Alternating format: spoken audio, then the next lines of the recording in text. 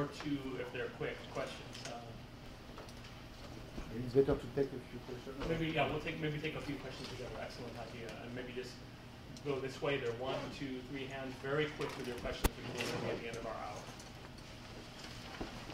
Yeah, no, it's a great presentation, but you know, it's very timely too. I mean, you know, I think Americans are divided in terms of whether or not the tax rates are going to promote greater inequality that leads to less or more growth. The election, the president's press conference today indicate this kind of, you know, the fiscal cliff debate. I mean, there's ambivalence, and that's why I found, you know, in spite of all the great publicity around your work, and I think it's wonderful work, I was kind of surprised that you don't really present today that much compelling evidence that inequality really is detrimental to growth in the United States, say as much as like Stiglitz does in his new book. And I was wondering if you have other evidence or whether you want to distinguish your work from Stiglitz in this regard.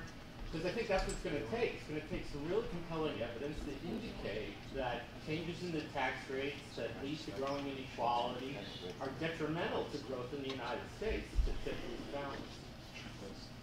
Okay. So a large problem in the U.S. is we consume way too much. If you look at it, the U.S. consumes about 70% of its national income, compared to Europe, which is, I don't know the exact number, but it's significantly lower. Would you favor Robert Frank at Cornell has their progressive consumption tax, for example, or a value-added tax, you know, as the Europe model? What would you do to solve that problem?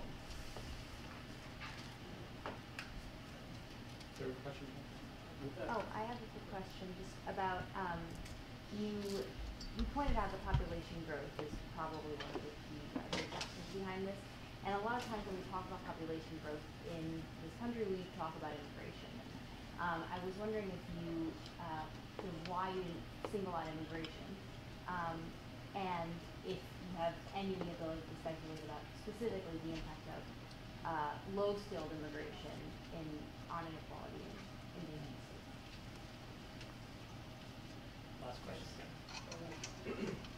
By the way, measure of national income and product counts go to 17th century England with Charles Petty and Gregory King and Mercury. So now the point is that recently there has been a move somewhat along the lines of what you're saying. I think exactly that one needs to think more in terms of gross national happiness and where quality of life factors come into play.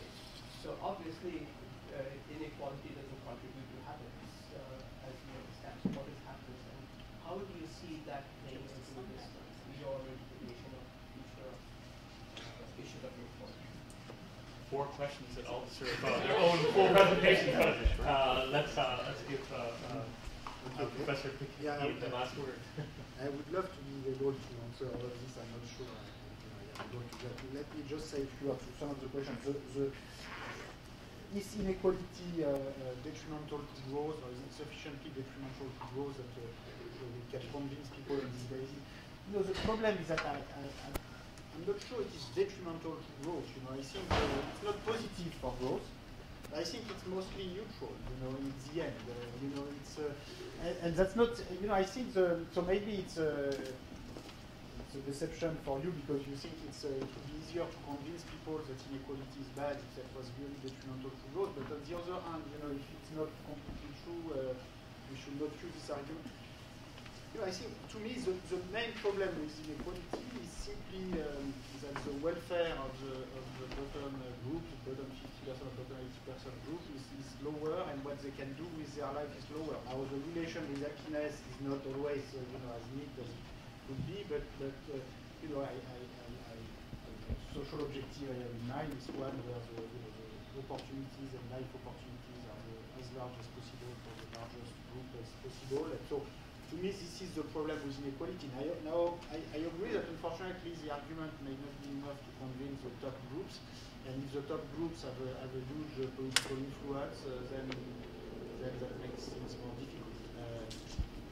Sorry about the bad news, but I'm not sure I can do much about that. Population growth versus immigration. Yeah, both are very, the higher population growth of the US is due both to as compared to Europe, is due both to higher fertility and higher migration. So historically, migration was really the key factor. It's still very important, but it has also been replaced by sort of higher long-term fertility as compared to Europe, where you have a number of countries which have a negative fertility addition to population growth. I think migration in the US is at the same time the force that makes high inequality sustainable, well, bearable in the sense that clearly many people in the bottom 50% in this country were born in other countries, and for them they feel that they are on an upward trajectory, so they are not so worried about the people who are above them in the US, because as compared to where they were, they feel better, and they should. So I think this is what's making this kind of very high concentration of income sustainable. On the other hand, it seems to be creating also some political conflict within the poor, if you want, or within the bottom 50% between the local whites and some of the immigrants. So it's a complicated fabric, but clearly that's a very important ingredient to the dynamics of inequality in the US. Progressive consumption tax. Yeah, I am more in favor of progressive wealth tax, which I think is the ideal tax for the century to come. I'm not sure it will be applied anytime soon, but I think there's a slightly higher chance that we come to this in Europe than in the US. In Europe these days, many governments, including right-wing governments in Spain and Italy, for instance, are realizing that very high wealth-income ratio make wealth an attractive tax base. I mean, we are not completely there yet, but at some point, the principle of reality should have. When you have stagnant income, stagnant output, stagnant wages, and you have booming, real estate price, stock market price, and wealth, it's tempting at some point to try to tax wealth. Now, the problem is that if you do that in a globalized world on your own, it's harder. So what Spain and Italy are doing right now is to tax a lot more real estate because it can escape less easily. If you want to do it on a more broad-based basis, you need the European Union. That would be my conclusion. Great. Well, on that note, I want to thank Professor Piketty for the excellent